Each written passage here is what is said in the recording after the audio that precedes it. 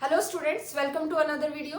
तो इससे पहले की क्लास में हमने कूलम्ब्स लॉ के बारे में डिस्कस कर लिया था। कूलम्ब्स लॉ में हमने क्या पढ़ा था, दो चार्जेस के बीच में फोर्स निकालना सीखा था और उसका हमने मैग्नीट्यूड फॉर्म भी देख ली थी, यानी F इक्वल्स टू के Q1 Q2 upon R square, ये इसकी मैग्नीट्यूड फॉर्म है। फिर हमने इसकी देखी थी वेक्टर फॉर्म। वेक्टर फॉर्म देखने के बाद आज हम जो करेंगे वो क्या करने वाले हैं कि सिस्टम में अगर मान लो मल्टीपल चार्जेस रखे हुए हैं हमारे पास, मान लो ये हमारा कोई सिस्टम है, इसमें मान लो Q1 Q2 Q3 Q4 बहुत सारी टिल Qn चार्जेस रखे हुए हैं। तो इस एक अकेले Q1 पे सभी चार्जेस की वजह से जो फोर्स लगेगा वो कितना होगा, इसी को हम क्या बोलते हैं, फोर्स बिटवीन मल्टीपल चार्जेस की। यानी मल्टीपल चार्जेस के ऊपर ये जो फोर्स लग रहा है, किसी एक चार्ज पे हमें कैलकुलेट करना है, मान लो Q1 पे कैलकुलेट करना है, तो हम उसको क्या पढ़ेंगे, इन सभी चार्जेस का इन्फ्लुएंस इस Q1 चार्ज पे देखेंगे। ठीक है, तो इसके लिए हम क्या करेंगे, इसका अलग से चार्ज देखेंगे, इसका अलग, इसकी वजह से अलग, और बाकी बाद में क्या कर देंगे, इन सभी को ऐड कर देंगे और उसी को हम क्या डिफाइन करेंगे आगे चल के, सुपरपोजिशन प्रिंसिपल। तो बेसिकली आज हमारी क्लास किसके इर्द गिर्द घूमेगी, सुपरपोजिशन प्रिंसिपल, और उसके कुछ क्या करेंगे, हम न्यूमेरिकल्स करेंगे। तो सुपरपोजिशन प्रिंसिपल पढ़ने से पहले हमें क्या आना चाहिए, दो चार्जेस के बीच की जो डिस्टेंस है वो ही तो हम फोर्स वाले फॉर्मूले में यूज लेते हैं। F इक्वल्स टू के Q1 Q2 अपॉन जो R स्क्वायर होता है ना, ये डिवाइड बाय R स्क्वायर, ये क्या होती है, दो चार्जेस के बीच की डिस्टेंस होती है। अगर इसको वेक्टर फॉर्म में लिखते हैं तो बोल सकते हैं कि दो चार्जेस के बीच का क्या होता है, पोजीशन वेक्टर होता है। तो सबसे पहले आपको ऐसे न्यूमेरिकल्स करने हैं, करने के लिए जहां पे आपको फोर्स कैलकुलेट करवा रहा है, तो उसमें आपको सबसे पहले नीड किसकी पड़ती है, सबसे पहले नीड पड़ती है आपको पोजीशन वेक्टर की। अगर आपको पोजीशन वेक्टर नहीं निकालना आ रहा तो आप उस फोर्स वाले फॉर्मूले में नीचे जो आर स्क्वायर आ रहा है, जब आपको वो ही नहीं पता कि नीचे क्या लिखना है, उस पोजीशन वेक्टर को कैसे लिखना है, तो आप ये क्वेश्चन नहीं कर पाएंगे। तो इसके लिए चलिए हम सीखते हैं पोजीशन वेक्टर सीखने के लिए, सॉरी सुपर पोजिशन प्रिंसिपल सीखने के लिए सबसे पहले हमें क्या सीखना पड़ेगा दोस्तों, सबसे पहले हमें सीखना पड़ेगा उसका आर वेक्टर निकालना, पोजीशन वेक्टर निकालना। तो चलिए हम देख लेते हैं कि किन्हीं भी दो चार्जेस की वजह से फोर्स लग रहा है, उसमें वो पोजीशन वेक्टर है वो कैसा होता है और उसको कैसे डिफाइन करते हैं। तो सबसे पहले हम क्या डिफाइन करेंगे, पोजीशन वेक्टर।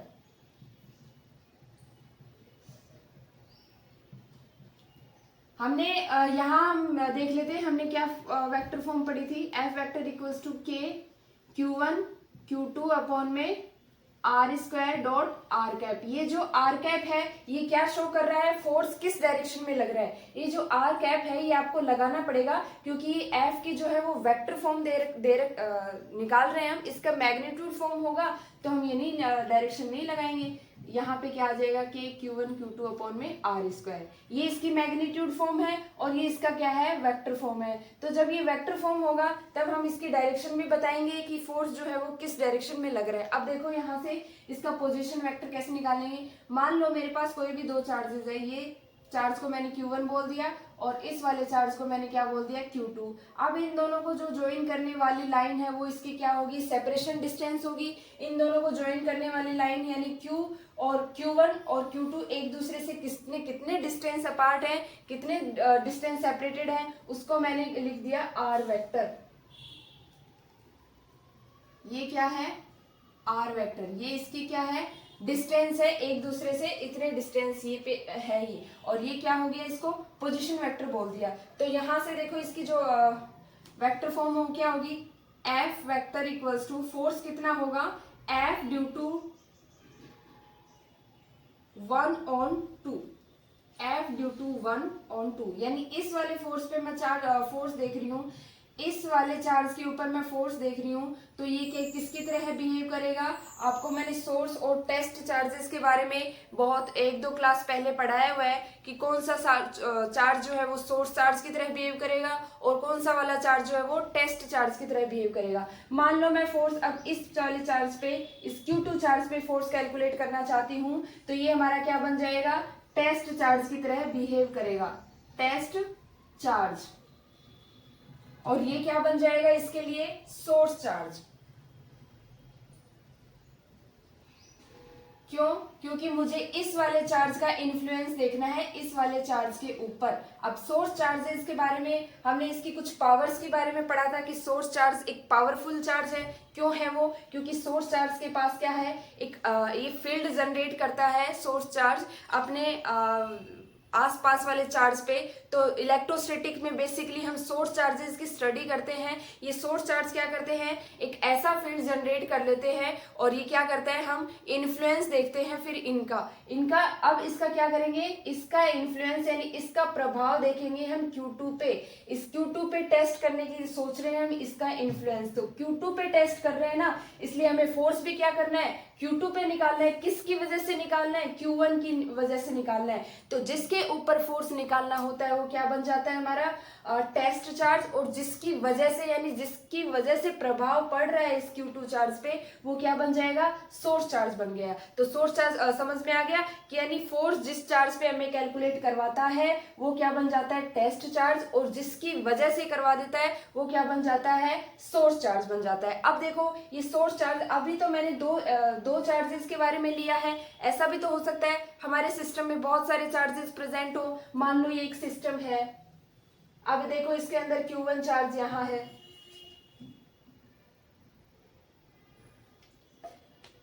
मान लो हमारे पास एक सिस्टम है, दिस इज द सिस्टम। अब इस सिस्टम के अंदर बहुत सारे चार्जेस रखे हुए हैं, ये Q2 चार्ज है, ये Q3 चार्ज है और ये Q4 चार्ज है। अब क्या करना है हमें, हमसे किसी ने रैंडमली पूछ लिया कि आप तो सिर्फ Q1 चार्ज पे फोर्स बता दो, Q1 चार्ज पे फोर्स। तो Q1 चार्ज पे फोर्स है, अब देखो सिस्टम में कितने चार्जेस हैं, Q1, Q2, Q3 and Q4, यानी Q1 को छोड़ के सिस्टम में 3 चार्जेस और प्रेजेंट है। तो जब सिस्टम को छोड़ के 3 चार्जेस और प्रेजेंट है और हमें किस पे फोर्स चाहिए, सिर्फ Q1 पे फोर्स चाहिए, तो ये Q1 किसकी तरह बिहेव करेगा, टेस्ट चार्ज की तरह बिहेव करेगा, टेस्ट चार्ज। Q1 क्या बन जाएगा, टेस्ट चार्ज। और ये जो बाकी के वजह चार्जेस बचे हैं तीनों के तीनों, ये तीनों के तीनों चार्जेस क्या बन जाएंगे, सोर्स चार्ज बन जाएंगे। तो हम क्या करेंगे फिर इस Q1 चार्ज पे बारी बारी से फोर्स निकालेंगे। सबसे पहले हम फोर्स Q2 की वजह से निकालेंगे, Q2 की वजह से निकालेंगे तो इस बार ये Q2 सोर्स चार्ज बन जाएगा, और ये क्या है, ऑलरेडी टेस्ट चार्ज है। टेस्ट चार्ज है क्योंकि हम इसके ऊपर फोर्स निकाल रहे हैं, और किसकी वजह से निकाल रहे हैं, बारी बारी से तीनों चार्जेस की वजह से निकालेंगे। तो सबसे पहले मान लो मैं Q2 चार्ज की वजह से निकाल रही हूँ, तो Q2 charge will behave like a source charge, ये सोर्स चार्ज की तरह बिहेव करेगा। मतलब इस Q2 चार्ज का इन्फ्लुएंस मुझे पहले इस पे देखना है, फिर क्या करूंगी, इसका फोर्स निकालने के बाद भैया एक बार की बात खत्म, फिर मैं निकालूंगी इस Q3 चार्ज की वजह से। तो ये Q3 चार्ज की वजह से इसके ऊपर निकाल रही हूँ, तो Q3 भी एक फील्ड जनरेट करेगा, अपना सोर्स चार्ज बन जाएगा ये भी। तो ये भी सोर्स चार्ज है और ये टेस्ट चार्ज है। फिर मैंने निकाल लिया इसकी वजह से चार्ज।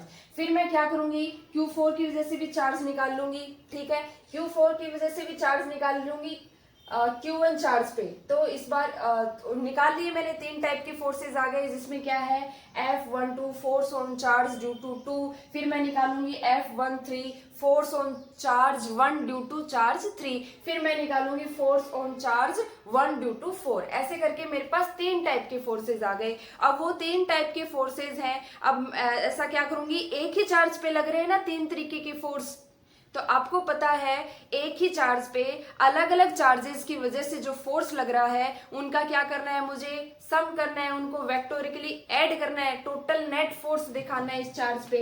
इस चार्ज पे जो नेट फोर्स है वो अभी इन तीनों चार्जेस की वजह से लग रहा है, तो हम क्या करेंगे, इसको ऐड कर देंगे, वेक्टोरिकली ऐड। वेक्टोरिकली ऐड कैसे करेंगे, F vector equals to F13 vector plus ये F1 यानी फोर्स ऑन चार्ज 1। चार्ज 1 पे कितने चार्जेस की वजह से फोर्स लग रहा है, अभी आपको बताया कि चार्ज 1 है, ये टेस्ट चार्ज है, हमें इस टेस्ट चार्ज पे फोर्स कैलकुलेट करवा रहा है क्वेश्चन वाला। तो हम क्या करेंगे, इन तीनों चार्जेस का इन्फ्लुएंस देखेंगे इस चार्जेस के ऊपर। तो जब तीनों चार्जेस का इन्फ्लुएंस देखेंगे तो ये क्या करेंगे, सोर्स चार्जेस बन जाएंगे, और सोर्स चार्जेस बन जाएंगे तो ये क्या करेगा, अपना फील्ड जनरेट करेगा। इसके ऊपर क्या प्रभाव डालेगा वो हमें फोर्स की फॉर्म में कैलकुलेट करवा रहा है कि तीनों की वजह से इस अकेले चार्ज पे कितना फोर्स लग रहा है। तो ऐसा करने के लिए हमें क्या करेंगे, इसका टोटल फोर्स देखेंगे। टोटल फोर्स देखने के लिए हमें क्या करना है, इन सभी चार्जेस को जो इस फर्स्ट वाले चार्ज पे लग रहा है, बाकी तीनों चार्जेस की वजह से उन सभी को क्या करना है, ऐड करना है। F13 vector plus F14 vector, और ऐसे करके मान लो सिस्टम में n चार्जेस है, तो n चार्जेस हैं तो उसको क्या करेंगे, F1n, यानी force on charge 1 due to nth charge. ये क्या है, force on charge 1 due to nth charge. यहां तो मान लो मैंने चार्ज 4 ही लिया है, लेकिन ऐसा भी हो सकता है कि nth सिस्टम का चार्ज हो। इसके इस सिस्टम के अंदर मान लो मेरे ये रूम है, ठीक है, इस रूम में मैंने nth चार्जेस भर रखे हैं, मुझे नहीं पता इनफाइनाइट चार्जेस हैं, कुछ भी मान लो nth चार्जेस हैं। तो अब मुझे किसी ने कह दिया कि आपको सिर्फ एक चार्ज पे फोर्स बताना है इन सभी चार्जेस की वजह से। तो इन सभी चार्जेस की वजह से, तो इसका मतलब वो सभी चार्जेस क्या बन गए, सभी चार्जेस क्या बन गए, सोर्स चार्जेस बन गए। अब सोर्स चार्जेस क्या होते हैं, ज्यादा पावरफुल होते हैं। अब वो इतने पावरफुल हैं कि हमें एक चार्ज पर फोर्स निकालना है तो वो अपना प्रभाव डालेंगे। अब वो बारी बारी कितना, पहले चार्ज की वजह से कितना प्रभाव पड़ रहा है, दूसरे चार्जेस की वजह से कितना पड़ रहा है, तो सभी का अलग अलग कैलकुलेट कर लेंगे प्रभाव। उस एक अकेले चार्ज पे सभी चार्जेस मिलके क्या प्रभाव डाल रहे हैं, क्या फोर्स लगा रहे हैं, तो उसको हम क्या बोलेंगे, सिस्टम ऑफ nth चार्जेस। अब देखो मान लो ये इसको रूम कंसिडर कर लो। अब इस रूम के अंदर nth चार्जेस हैं, मुझे पूछा है इस Q1 फर्स्ट वाले चार्ज पे चार्ज बताओ ड्यू टू सभी चार्जेस। अब मैं जो ये वर्ड यूज कर रही हूँ ना, ड्यू टू सभी चार्जेस, अब ये ड्यू टू सभी चार्जेस क्या है, ये सोर्स चार्जेस हैं, और जिसपे हमें कैलकुलेट करवा रहा है, जिसका हमें कैलकुलेट करना है, वो क्या है, टेस्ट चार्ज। टेस्ट चार्ज बेचारा कम पावरफुल होता है, ये सभी चार्जेस का इन्फ्लुएंस झेलेगा, मतलब सभी का प्रभाव ये झेल रहा है। देखो अब इसके ऊपर मिलके क्या कर रहे हैं, सभी चार्जेस प्रभाव डाल रहे हैं। अब वो प्रभाव हमें कैलकुलेट करवा रहा है क्वेश्चन वाला, तो प्रभाव डाल रहे हैं, तो इसका मतलब सबका पहले बारी बारी से देखेंगे। तो बारी बारी से देखें, कैसे देख रहे हैं, मान लो इस पे हमें कैलकुलेट कर रहा है, तो पहले मैं इसका प्रभाव अकेले में देखूंगी, इंडिविजुअल देखूंगी, फिर इसकी वजह का प्रभाव देखूंगी कि ये वाला चार्ज इस पे कितना फोर्स लगा रहा है, क्या इसका प्रभाव है वो देखूंगी, फिर इसका देखूंगी। सभी का मैंने सेपरेट कर लिया, प्रभाव देख लिया, सभी चार्जेस का सेपरेटली इन्फ्लुएंस देख लिया कि वो उस चार्ज, टेस्ट चार्ज पे कितना फोर्स लगा रहे हैं। फिर हमें क्या करना है, आपको पता है एक ही चार्ज पे अलग अलग चार्जेस की वजह से फोर्स लग रहा है, तो उसका जो टोटल नेट फोर्स कैलकुलेट करने के लिए हम क्या करते हैं, उनको वेक्टोरिकली ऐड करते हैं। तो वेक्टोरिकली ऐड मैंने कैसे किया है, देखो F1 vector what it shows, it represents force on charge 1। अब चार्ज 1 पे कितने चार्जेस की वजह से फोर्स लग रहा है, देखो खूब सारी लंबी लाइन आ गई। लंबी लाइन क्यों आ गई, कि सिस्टम में nth चार्जेस है, सभी का बारी बारी इंडिविजुअल देखना है हमें, तो हमें क्या करना पड़ेगा, F12 वेक्टर। ये F12 वेक्टर क्या रिप्रेजेंट कर रहा है, F12 वेक्टर रिप्रेजेंट कर रहा है फोर्स ऑन चार्ज 1। इसको लिख देती हूँ, देखो force on charge 1 due to second charge,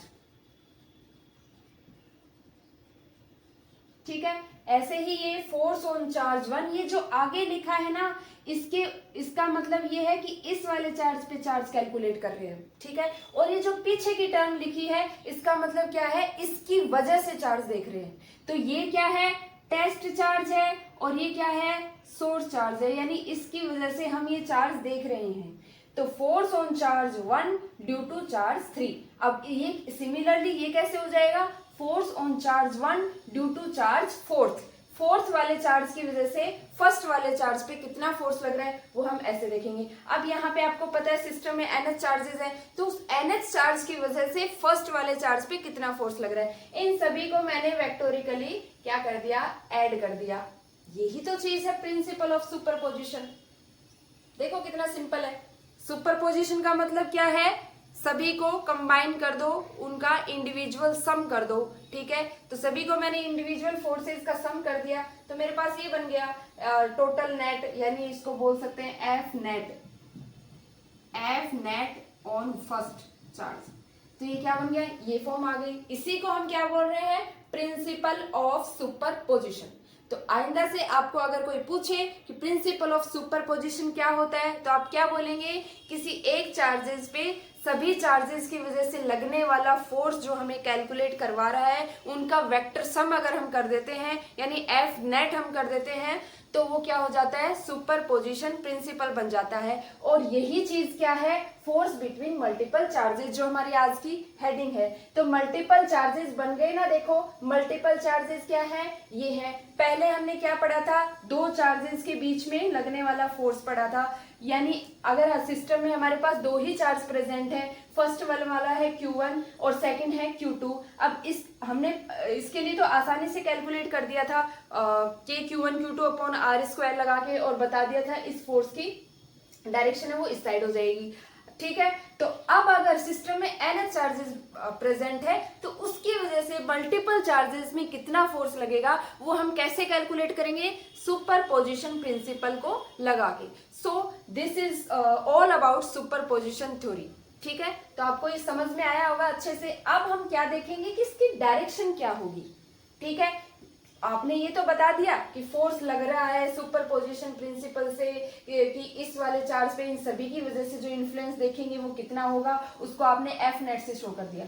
लेकिन इसकी कुछ ना कुछ तो डायरेक्शन होती होगी ना। अब वो डायरेक्शन कैसे निकालेंगे, क्योंकि देखो वेक्टर फॉर्म में आपको कैलकुलेट करवाएगा। कभी कभी ऐसे हो सकता है क्वेश्चंस में क्या करे, आपको डायरेक्टली मैग्नीट्यूड पूछ ले, तो मैग्नीट्यूड पूछ ले, उस केस में आपको वेक्टर फॉर्म तो लगानी ही नहीं है, आपको डायरेक्शन को नहीं बतानी। लेकिन ऑलवेज ऐसा तो नहीं हो सकता ना, आपको मैग्नीट्यूड फॉर्म के साथ साथ आपको वेक्टर फॉर्म भी पूछा जा सकता है। तो उस वेक्टर फॉर्म में आपको पता है क्या कि डायरेक्शन कैसे निकालते हैं, फोर्सेस की किस तरफ डायरेक्शन निकाल रहे हैं। तो चलिए वो देख लेते हैं। मान लो आपको डायरेक्शन निकालनी है, जैसे ये देखो,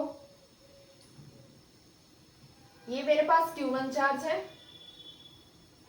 और ये मेरे पास क्या है, Q2 चार्ज है। इन दोनों के बीच का जो सेपरेशन है वो r वेक्टर है। मान लो ये इन दोनों के बीच का सेपरेशन का जो पोजीशन वेक्टर है उसको मैंने r वेक्टर से डिनोट किया है।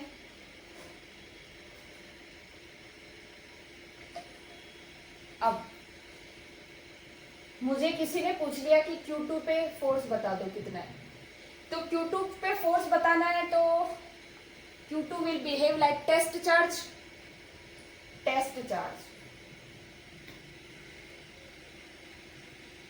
और Q1 की वजह से बताना है तो ये कैसे बनेगा, सोर्स चार्ज बन जाएगा। Q1 क्या बन गया, सोर्स चार्ज, और Q2 क्या बन गया, टेस्ट चार्ज, क्योंकि हमें Q2 पे चार्ज कैलकुलेट करवा रहा है। अगर हमें Q1 पे कैलकुलेट करवाता तो हम किसकी वजह से निकालते, Q2 की वजह से निकालते।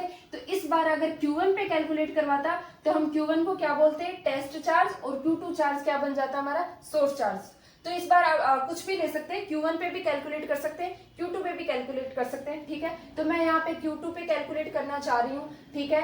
तो किसकी वजह से आएगा, ये इसका मान लो पोजीशन वेक्टर है, तो फोर्स किसकी वजह से आएगा, force Q2, force on 1 due to 2, ठीक है।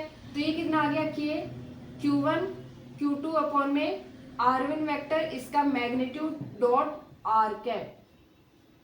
ये R कैप क्यों लिखा है, इसकी डायरेक्शन बताने के लिए। तो हमारे हेडिंग क्या है, डायरेक्शन। अब हमें क्या करना है, डायरेक्शन को बताना है। अब देखो ये क्या है, दो टाइप के चार्जेस हैं Q1 and Q2, but they have same polarity. Same polarity कैसे, Q1 भी पॉजिटिव माना है मैंने और Q2 भी क्या है, मैंने पॉजिटिव चार्ज माना है। अब पॉजिटिव आपको पता है रिपेल ईच अदर, ठीक है, like charges repel each other, ये आपने प्रॉपर्टी पढ़ी है चार्जेस की। तो ये देखो ये भी पॉजिटिव चार्ज है मान लो मेरे पास, और ये भी अगर पॉजिटिव चार्ज है तो इसमें क्या करेगा, रिपल्शन होगा, और रिपल्सन होगा तो वो कैसे होगा, सोर्स चार्जेस के पास में क्या है, ज्यादा पावरफुल है, ये बेचारे इनकी पावर को अपोज नहीं कर पाते, इजीली इनके इन्फ्लुएंस में आ जाते हैं, ठीक है, इनसे प्रभावित हो जाते हैं क्योंकि ये ज्यादा पावरफुल है, और ये क्या है, कम पावरफुल है। तो इसके पास कोई भी राइट नहीं है डायरेक्शन बताने का। क्या बोल रही हूं मैं, टेस्ट चार्जेस खुद से डायरेक्शन डिसाइड नहीं कर सकते हैं। ये आपको हर एग्जाम में और हर कॉन्सेप्ट में लगाना है जब इस तरीके के न्यूमेरिकल्स आएंगे, जहां पे भी आपको डायरेक्शन बतानी है कि वो आई कैप आएगी या माइनस आई कैप आएगी। इस तरीके के सवालों के लिए आपको क्या करना है, एक कॉन्सेप्ट माइंड में रखना है कि सोर्स चार्जेस के पास में क्या होते हैं, ज्यादा पावरफुल होते हैं ये टेस्ट चार्जेस, बेचारे इनके प्रभाव में आ जाते हैं, ये खुद से डायरेक्शन डिसाइड नहीं कर सकते। इनकी डायरेक्शन कहाँ से डिसाइड होती है, सोर्स चार्जेस की वजह से डिसाइड होते हैं। अब ये सोर्स चार्जेस के पास अधिकार होता है इस चार्ज को अपने पास बुलाने का। अगर ये चार्ज अट्रैक्ट कर रहे हैं एक दूसरे को, मान लो मेरे पास एक प्लस चार्ज है, एक नेगेटिव चार्ज है, ठीक है, तो सोर्स चार्जेस के पास में अधिकार होता है उस चार्ज को अपने पास बुलाने का, खींचने का, ठीक है। अगर ये दोनों सेम चार्जेस हैं तो भी सोर्स चार्ज के पास अधिकार होगा इसको दूर धकेलने का। यानी इसकी जो डायरेक्शन डिसाइड करेगी, एक तो करेगी इसकी पोलैरिटी और दूसरी इसकी क्या करेगी, सोर्स चार्जेस की डायरेक्शन को डिसाइड करेगा। अब इस केस में जब दोनों ही पॉजिटिव चार्जेस हैं तो यहाँ पे कौन सा डायरेक्शन डिसाइड करेगा, सोर्स चार्ज डायरेक्शन डिसाइड करेगा।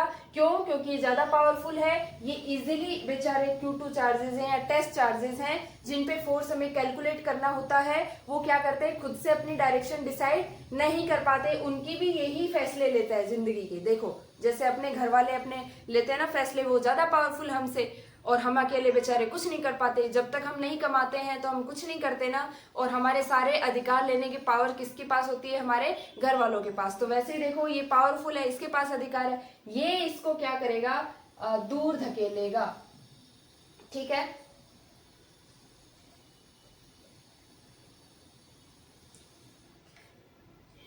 तो ये वाला Q1 के पास अधिकार है इस चार्ज को अपने से दूर भेजने का, रिपेल करने का। तो ये आर कैप डायरेक्शन में इसी लाइन आर वेक्टर के अलोंग आर कैप क्यों लिया है, ये आपको पढ़ा होगा आपने वेक्टर्स में कि आर वेक्टर की डायरेक्शन में उसका यूनिट वेक्टर कितना होता है, आर कैप होता है। तो ये क्या है, R1 वेक्टर क्या है, इसका पोजीशन वेक्टर है। तो इसी की डायरेक्शन में फोर्स लग रहा है ना, इनको हमने सेंट्रल एंड नॉन सेंट्रल की वजह में भी पढ़ा है पिछली क्लास में कि एक सेंट्रल फोर्सेस होते हैं, जैसे ग्रेविटेशनल फील्ड है और इलेक्ट्रोस्टैटिक फोर्स है, these are the central forces. Central forces में क्या होता है, पार्टिकल जिस डायरेक्शन में मूव कर रहा है ना, ठीक है, उसकी डायरेक्शन कैसे निकालते हैं हम, कि इनके बीच की जो लाइन ज्वाइन, इन दोनों को जो ज्वाइन करने वाली लाइन है उसी के अक्रॉस अगर इसकी डायरेक्शन हो जाए तो वो क्या होते हैं, तो सेंट्रल फोर्सेस होते हैं। अब देखो इन दोनों पार्टिकल्स के बीच में हम फोर्स कैलकुलेट कर रहे हैं,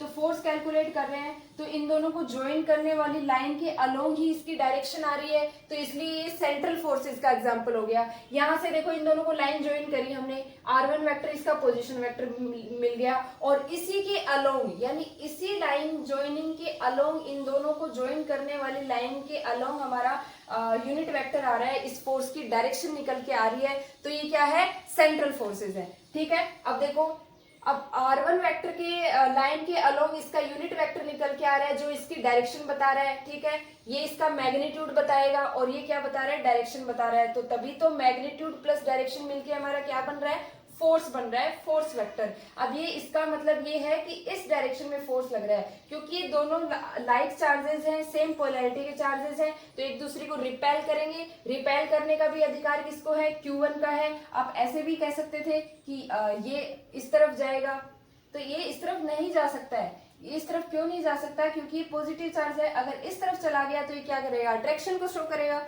लेकिन नहीं, ये Q1 चार्ज इसको धक्का मारेगा, कि ऐसे धक्का कैसे मारेगा, ऐसे, तो ये हट जाएगा। तो यहां से इसलिए मैंने इस धक्के को यहां से शो कर दिया, और यही धक्का इसकी क्या है, डायरेक्शन बताता है, ठीक है। तो इसकी डायरेक्शन निकालने सीख ली, जो कि आर कैप है। तो आर कैप क्या है, आई कैप में, इसीलिए हम इसको क्या बता रहे हैं, मान लो F12 हमें निकालना है, तो K Q1 Q2 अपॉन में R1 vector magnitude and this represents plus r cap. अब मान लो यहाँ पे दोनों चार्जेस प्लस प्लस हैं, तो प्लस आर कैप इसकी डायरेक्शन है जो कि आई कैप बता रही है। ये तो हो गया हमने इस वाले चार्ज की। अब ऐसा भी हो सकता है कि ये पॉजिटिव हो और ये वाला नेगेटिव हो, तो उसमें चार्जेस की डायरेक्शन कैसे डिसाइड करेंगे, देखो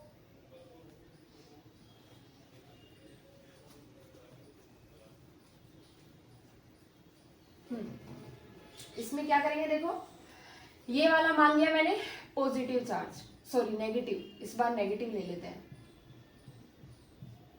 तो ये पॉजिटिव चार्ज, ये नेगेटिव चार्ज, फोर्स कैलकुलेट करवा रहा है इसके ऊपर। तो ये वही चीजें, सेम बात, ये टेस्ट चार्ज की तरह बिहेव करेगा, ये भी बन जाएगा सोर्स चार्ज।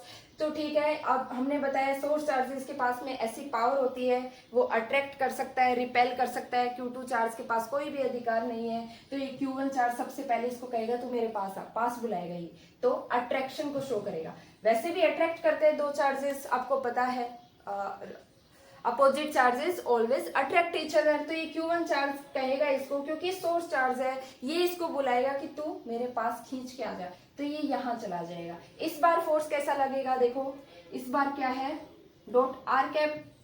तो अब देखो आपको क्या करना है, तो Q1 यहाँ से क्या है मेरा पॉजिटिव है, और Q2 क्या है नेगेटिव है।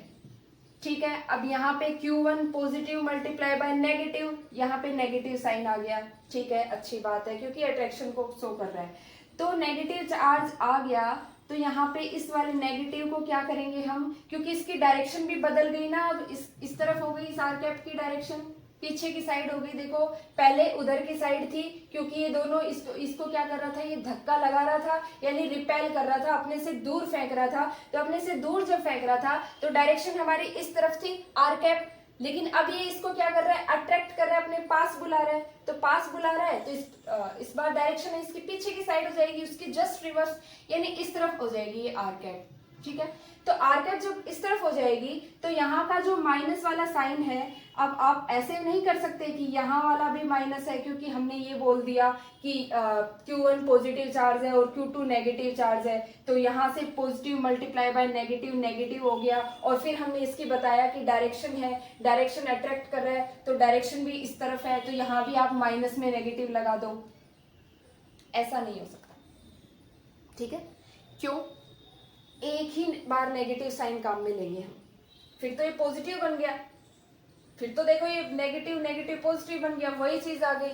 हमें पता कैसे चला अट्रैक्ट कर रहा है कि रिपेल कर रहा है, तो उसके लिए हम ये जो नेगेटिव है, इस चार्ज वाला नेगेटिव, वो साइन यहां ले लेंगे। ठीक है, तो मैग्नीट्यूड में चार्ज का साइन नहीं लेना है, ये क्या है, मैग्नीट्यूड है चार्जेस का। चार्ज अगर आपको नेगेटिव भी दे रखा है तो भी आप यहाँ जो साइन है वो पॉजिटिव आएगा। आपको क्या करना है, ब्रैकेट में डायरेक्शन में नेगेटिव साइन लगा देना है। ठीक है, तो मैंने क्या किया, मुझे पता था कि Q1 पॉजिटिव चार्ज है और Q2 नेगेटिव चार्ज है, तो दोनों को मल्टीप्लाई करके नेगेटिव साइन आता है, इसलिए मैंने यहाँ पे नेगेटिव साइन नहीं लगाया। और मुझे ये भी पता थी कि इसकी डायरेक्शन है वो माइनस आर कैप की तरफ हो रही है। तो मैंने क्या किया, इसको यहाँ वाला जो नेगेटिव साइन है इसकी डायरेक्शन में लगा दिया। तो अब मुझे पता चल गया ना कि माइनस आर कैप में डालो, ये है आर वेक्टर। अभी R1 वेक्टर मान लो कोऑर्डिनेट फॉर्म में दे रखा है, इसके कोऑर्डिनेट मान लो x1, y1, z1, और इसके कोऑर्डिनेट मान लो हमारे पास x2, y2 एंड z2। तो इस बार ये R1 वेक्टर, इसका पोजीशन वेक्टर कैसे निकालेंगे, ये हमें निकालना पड़ेगा। क्यों, क्योंकि हम फोर्स वाले फॉर्मूले में इन दोनों चार्जेस के बीच की सेपरेशन डिस्टेंस रखते हैं R1 वेक्टर, अब फिर उसका मैग्नीट्यूड लेते हैं। देखो कैसे, F equals to K Q1 Q2 upon में आर स्क्वायर। ठीक है, अभी आर क्या है, यहाँ पे पोजीशन वेक्टर है, तो पोजीशन वेक्टर का मैग्नीट्यूड लेते हैं हम, आपको ये तो पता है, तो हमें ये निकालने जरूरी है। तो अगर आपको एक कोऑर्डिनेट फॉर्म में दे दे तो हम कैसे निकालेंगे, तो देखो कैसे निकालते हैं। R1 वेक्टर क्या हो जाएगा, यहाँ से x2 minus x1 i cap plus y2 minus y1 j cap plus z2 minus z1 के कैप, ये इसका पोजीशन वेक्टर हो गया। अब इसको मैग्नीट्यूड रखना है ना हमें, तो फोर्स के फॉर्मूले में अगर ऐसी कोई इक्वेशन बन रही है आपकी, अगर आपको कोऑर्डिनेट्स दे रखे हैं दो चार्जेस, क्वेश्चन करेंगे तब आपको अच्छे से एक्सप्लेन हो जाएगा कैसे निकालने हैं। हमें तो मैग्नीट्यूड चाहिए ना इस फॉर्मूले में, हमें इसकी थोड़ी नीड है। तो मैग्नीट्यूड के लिए क्या करेंगे, R1 वेक्टर का मैग्नीट्यूड, इसका कर दो root x2 minus x1, magnitude निकालेंगे तो डायरेक्शन नहीं आएगी। यहाँ पे ऐसा नहीं कि आई कैप का स्क्वायर कर दो, बिल्कुल नहीं, डायरेक्शन नहीं आती है जब हम मैग्नीट्यूड निकालते हैं। तो इसका square plus y2 minus y1 का whole square plus z2 minus z1 का होल स्क्वायर, यहाँ से इसकी डायरेक्शन कैलकुलेट हो, इसका मैग्नीट्यूड कैलकुलेट हो जाएगी। तो चलिए एक क्वेश्चन कर लेते हैं जिससे आपको समझ में आ जाए कि ये मैग्नीट्यूड फॉर्म में है, कोऑर्डिनेट फॉर्म में दे रखा है, तो उसका मैग्नीट्यूड कैसे निकालना है। इसका पोजीशन वेक्टर आर वेक्टर। अब देखो मेरे को दो चार्जेस दे रखे हैं Q1 Q2। Q1 पे चार्ज कितने हैं 1 कूलम, Q2 पे चार्ज कितने हैं Q2 2 कूलम। अब इसके दोनों के क्या दे रखे हैं कोऑर्डिनेट्स दे रखे हैं, तो हमें क्या करना है फोर्स कैलकुलेट करवा रहे हैं Q2 पे। तो देखो वेक्टर फॉर्म क्या होती है फोर्स की, K Q1 Q2 अपॉन में R square dot R cap. ठीक है, अब ये R कैप मान लो यहाँ से क्या है R vector dot upon magnitude of R। तो यहाँ से फोर्स कितना बन गया K Q1 Q2 अपॉन में R क्यूब बन गया ना, एक R स्क्वायर और एक नीचे वाला R, और ये क्या है R वेक्टर। तो ये फॉर्म भी सही है, ये फॉर्म भी सही है, दोनों करेक्ट है। तो अब हमें क्या देखना है, देखो R वेक्टर निकालेंगे, इसका पोजीशन वेक्टर। तो पोजीशन वेक्टर कैसे निकलेगा, x2 माइनस x1 करो, this is x2 and this is x1। तो x2 माइनस x1 क्या है, तो कितना बच गया 3i कैप। ठीक है, प्लस y2 माइनस y1 करो तो 4j कैप बच गया, और ये प्लस 0k कैप। तो अब इसका मैग्नीट्यूड लेना है ना हमें फॉर्मूला में, मैग्नीट्यूड देखो मैग्नीट्यूड पूछा है ना, तो मैग्नीट्यूड के लिए क्या करेंगे, इसका 3 का स्क्वायर प्लस 4 का स्क्वायर। तो मैग्नीट्यूड फॉर्म कितनी आ गई इसकी 9 प्लस 16, तो ये कितना बन गया R वेक्टर इक्वल्स टू 5 बन गया। तो इसका मैग्नीट्यूड ही आ गया। अब देखो इसके अंदर रखो, तो F vector equals to K Q1 कितना है मेरे पास 1 कूलम मल्टीप्लाई बाय Q2 कितना है 2 कूलम अपॉन में मैग्नीट्यूड कितना है अभी इसका 5 के क्यूब लिखो डॉट R वेक्टर कितना है इसका पोजीशन वेक्टर कितना है 3i cap plus 4j cap. यहां से F वेक्टर इक्वल्स टू कितना बन गया, K की वैल्यू रखोगे 9 इंटू 10⁻⁹ मल्टीप्लाई बाय 2, ये है 3i cap plus 4j cap divide by 125।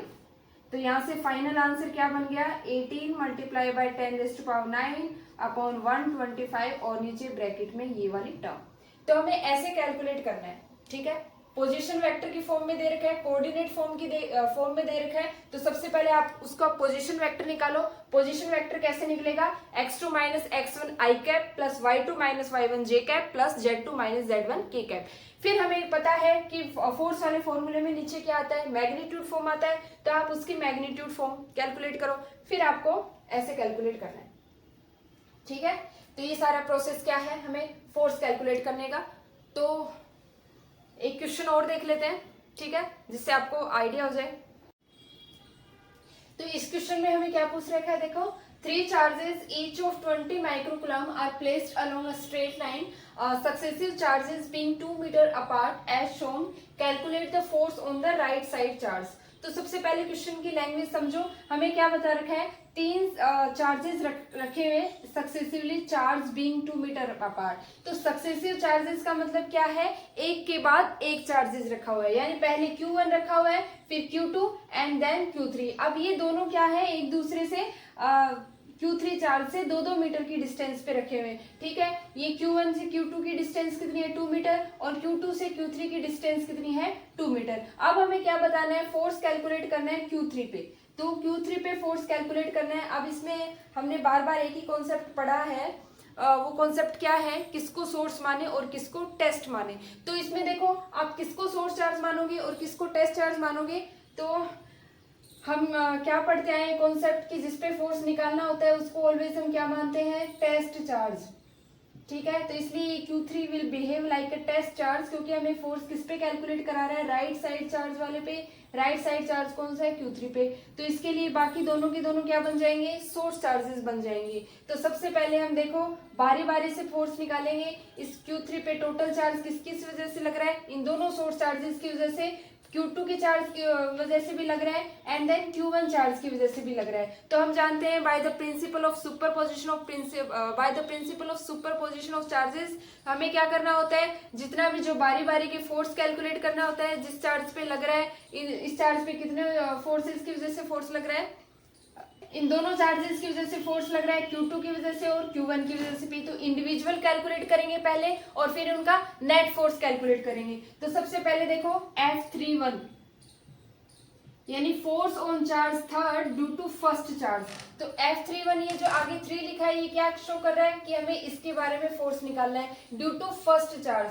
तो force on charge 3 due to first वो कितना हो जाएगा K Q3 dot Q1 upon में आर स्क्वायर। ये आर स्क्वायर क्या है, इस Q3 से Q1 तक की डिस्टेंस। तो Q3 से Q1 तक की टोटल डिस्टेंस कितनी होगी, अब ये दोनों ऐड हो जाएंगी ना, टोटल डिस्टेंस ले रहे हैं Q3 से Q1 के बीच की कितनी है 4। तो यहाँ से क्या आ जाएगी, देखो ये आर कैप डायरेक्शन रहेगी या फिर आप इसको एक्स कैप ले लो। आर कैप क्यों रहेगी, दोनों चार्जेस सेम पोलैरिटी के हैं, सेम पोलैरिटी के हैं। तो ये टेस्ट चार्ज है, ये सोर्स चार्ज है, ये सोर्स चार्ज इसको रिपेल करने की कोशिश करेगा इस साइड में। तो ये क्या बन गया आर कैप। तो यहाँ से देखो इसलिए मैंने इसकी डायरेक्शन को आर कैप से डिनोट कर दिया। तो F31 vector equals to K। अब Q3 का भी मैग्नीट्यूड कितना है, सेम दे रखा है 20 माइक्रोकुलाम। तो 20 इंटू 10⁻⁻6 हो गया, ठीक है। अब Q1 भी सेम दे रखा है, आपको दे रखा है ईच ऑफ 20 माइक्रोकुलाम। तो ये भी 20 है, 20 इंटू 10⁻⁻6, ठीक है। अब नीचे देखो, अब ये जो डिस्टेंस है वो कितनी लेंगे, Q3 से लेके Q1 तक की, जो कि कितनी है 4 मीटर। तो यहाँ से क्या कर देंगे 4 का स्क्वायर कर देंगे और इसकी डायरेक्शन लिख दो आर कैप। ये तो हो गया हमारा फर्स्ट वाले यानी इस फर्स्ट वाले चार्ज की वजह से इन्फ्लुएंस ऑन टेस्ट चार्ज। अब हम क्या निकालेंगे सेकंड वाले चार्ज की वजह से फोर्स। सेकंड वाले चार्ज की वजह से फोर्स क्या हो जाएगा F32 यानी force on charge third due to second charge. अब हमने बोला था सिस्टम में जिस पे चार्ज निकालना होता है उसको छोड़ के बाकी के सारे सोर्स चार्जेस बन जाएंगे। तो यहाँ से देखो force on charge third due to second charge वो कितना बन जाएगा, वो भी क्या रहेगा K Q3 dot Q2 upon में r square dot r cap. अब इसकी डायरेक्शन भी आर कैप रहेगी, क्यों, क्योंकि इनकी पोलैरिटी भी क्या है सेम है, ये भी पॉजिटिव चार्ज है और ये भी पॉजिटिव चार्ज है। तो ये सोर्स चार्ज बन रहा है, तो सोर्स चार्ज इसको क्या करेगा इस डायरेक्शन में रिपेल करने की कोशिश करेगा। तो यहाँ से ये बन गया। अब वही चीज F32 ये क्या है K है, ये भी कितना है 20 माइक्रोकुलाम है, 20 इंटू 10⁻⁻6। अब ये दोनों सेम है तो इसका होल स्क्वायर कर दो और आर स्क्वायर इस बार क्या होगा Q2 से लेके Q3 तक की डिस्टेंस होगी जो कितनी है 2 मीटर है। तो 2 का स्क्वायर कर दो कितना आ गया 4 डॉट आर कैप। अब ये देखो, अब दोनों चार्जेस की वजह से फोर्स कैलकुलेट कर लिया। तो इनका क्या करेंगे बाय द सुपरपोजिशन प्रिंसिपल, हम इनका थर्ड वाले चार्ज पे दोनों चार्जेस की वजह से नेट फोर्स कैलकुलेट करेंगे। तो इनका क्या कर देंगे हम वेक्टर एडिशन कर देंगे। तो चलिए वेक्टर एडिशन करते हैं।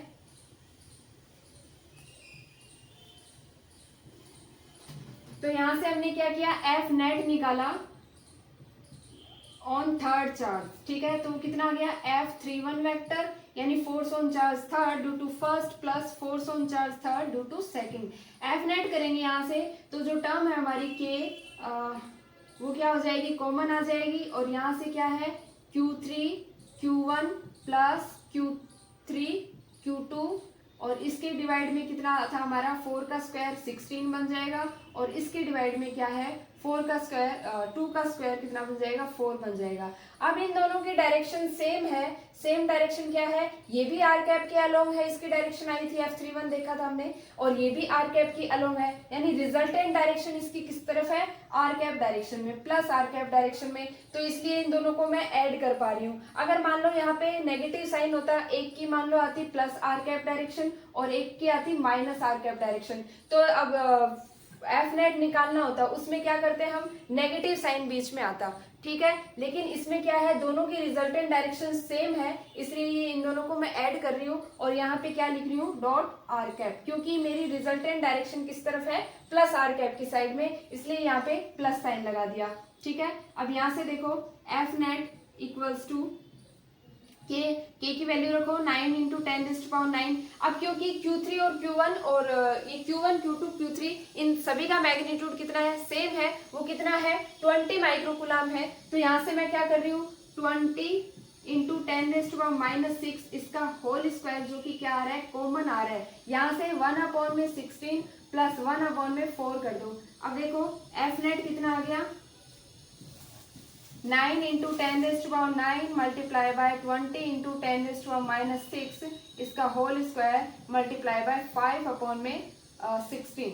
तो ये बन गया। तो यहाँ से एफ नेट की वैल्यू आ जाएगी आपके पास, ठीक है। और ये कैलकुलेट कर लेना इसको, ये किस में आएगी, plus r cap. Resultant direction इसकी किस में आएगी, प्लस आर कैप में, क्योंकि इनमें से सभी के सभी क्या है, पॉजिटिव चार्जेस हैं, ये रिपेल करेंगे। अब ये तो हमने किस पे निकाल लिया, Q3 चार्ज पे फोर्स। ऐसे ही हमसे पूछे अगर Q1 चार्ज पे फोर्स पूछे, तो Q1 चार्ज पे जब फोर्स पूछेगा तो Q1 चार्जेस के लिए ये दोनों चार्ज क्या बन जाएंगे, सोर्स चार्जेस बन जाएंगे। तो हम बारी बारी से पहले Q2 की वजह से देखेंगे, ठीक है, फिर Q3 की वजह से देखेंगे और इन सभी का इंडिविजुअल सम कर देंगे। तो यहाँ से अगर हमसे पूछे Q1 चार्ज पे, तो Q1 चार्ज पे अगर फोर्स पूछता है तो देखो कैसे कैलकुलेट करेंगे। Q1 चार्ज पे अगर नेट फोर्स निकालना है, फोर्स ऑन चार्ज Q1, तो Q1 चार्ज पे निकालने के लिए सबसे पहले किस पे आएगा, force on charge Q1 due to Q3 की वजह से, and force on charge Q1 due to ये। तो वैसे ही आप क्या करेंगे इसमें, K Q1 Q3 अपॉन में R स्क्वायर, ठीक है। और इस बार ये क्या होगा, इधर इस बार ये सोर्स चार्ज बन रहा है ना, तो इसकी डायरेक्शन क्या आ जाएगी, इधर, ये इसको रिपेल कर देगा, ठीक है।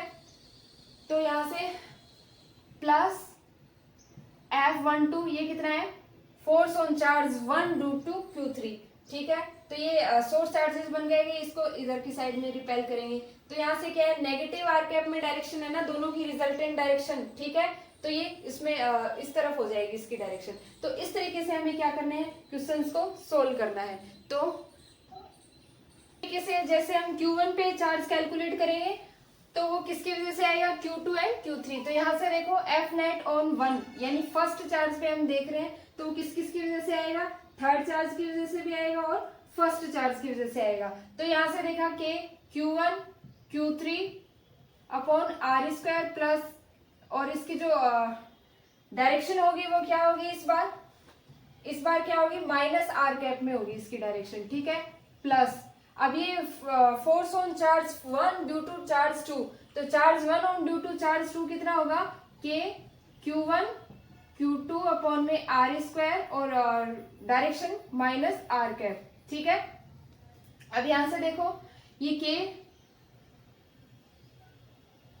Q1 Q3 और Q1 Q2 ये इन दोनों का मैग्नीट्यूड क्या है, सेम है, जो कि हमें 20 कूलम दे रखा है। तो यहाँ से 20 इंटू 10⁻6 करेंगे, इसका होल स्क्वायर कर दो, और रिजल्टेंट डायरेक्शन इसकी माइनस आर कैप है ना, तो ये 1 अपॉन में R13 का स्क्वायर हो जाएगी, R13 लिख दो और R12 लिख दो, प्लस 1 अपॉन में R12 का होल स्क्वायर, ये आ जाएगा। इस बार क्या है, इसकी डायरेक्शन क्या ये अपोजिट आई है, मतलब मैग्नीट्यूड तो इनका सेम आएगा, F नेट का मतलब F13 का जो मैग्नीट्यूड है ना वो सेम आएगा F31 के, बट क्या होगा, अपोजिट होगा। डायरेक्शन में क्या होंगे, ये अपोजिट आएंगे। ये इसकी F31 निकाल रहे थे तो वो इस डायरेक्शन में आ रहा था, अब F13 निकाल रहे हैं वो अपोजिट इन डायरेक्शन होगा, यानी मैग्नीट्यूड तो सेम होगा दोनों का but opposite in the direction. तो इनको हम क्या बोल रहे हैं, एक्शन रिएक्शन पेयर। तो यहाँ से हमारा न्यूटन्स का जो थर्ड लॉ है वो क्या हो रहा है, वैलिड हो रहा है ना, एक्शन रिएक्शन पेयर बन गए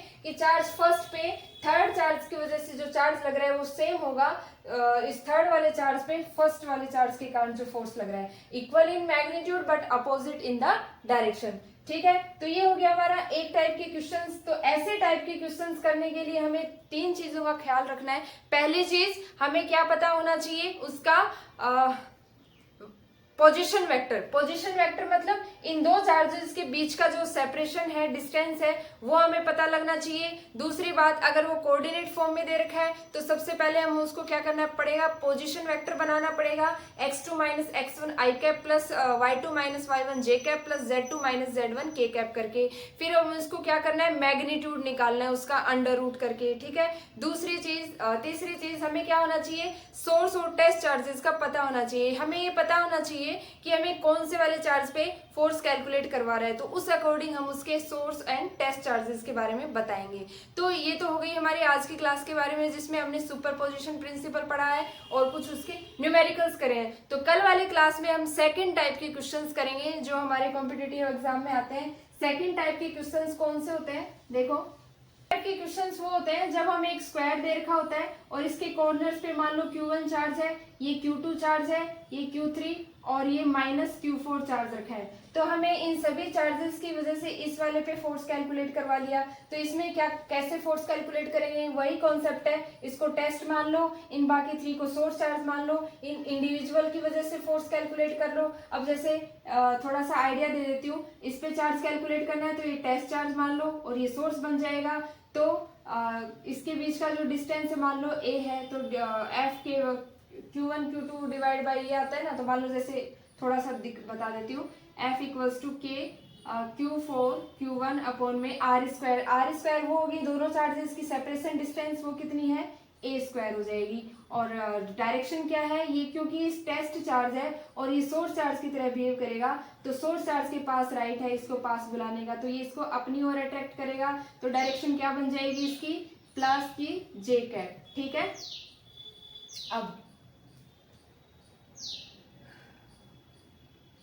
अब देखो ये क्या है, force on charge fourth due to first. अब ऐसे ही निकालेंगे, मान लो इस वाले के कारण निकालेंगे तो इस वाले के कारण निकालेंगे, तो ये भी a है और ये भी a है, तो ये क्या हो जाएगी √2a। अब जो डिवाइड बाय ये जो r स्क्वायर है यहाँ पे, इसके बीच की सेपरेशन इस बार √2a का स्क्वायर हो जाएगी। और यहाँ पे क्या है, ये इसको सोर्स चार्ज है और ये टेस्ट है, ये इसको अट्रैक्ट करेगा, तो ऐसे कुछ इसकी रिजल्टेंट डायरेक्शन आएगी। तो ये क्या है, इसकी मान लो F2 की वजह से फोर्स लग रहा है, तो रिजल्टेंट डायरेक्शन इस तरफ है। तो ये क्या है, इसका कंपोनेंट लेंगे हम, इसका कंपोनेंट में एक cos थीटा का आएगा, अगर ये थीटा एंगल बना रहा है तो ठीक है, ये थीटा है मान लो, तो यहाँ पे भी थीटा होगा। तो ये क्या है, एक कंपोनेंट cos का आएगा, ये क्या है F2 cos थीटा और एक F2 sin थीटा। ठीक है, तो ये कंपोनेंट की फॉर्म में होगा। तो वो हम यहाँ लिख देंगे। तो इस तरीके से क्वेश्चंस करेंगे हम कल वाले। और फर्स्ट टाइप ये, सेकंड टाइप हमारे पास आएगा ये ट्राइंगल वाले क्वेश्चन करने का।